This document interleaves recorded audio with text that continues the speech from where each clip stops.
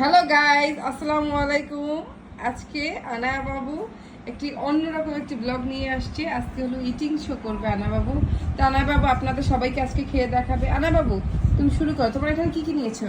এখানে আছে 500 ফুচকা, এখানে আছে মানে ভিতরে পুর, আর আছে টক। তো আনা বাবু এগুলো সব একাই শেষ করবে এবং আপনাদের সকলকে খেয়ে দেখাবে। আনা বাবু শুরু করে দাও, শুরু করে দাও। হ্যাঁ, তাড়াতাড়ি করো, তাড়াতাড়ি করো, সময় শেষ হয়ে যাবে, তাড়াতাড়ি করো।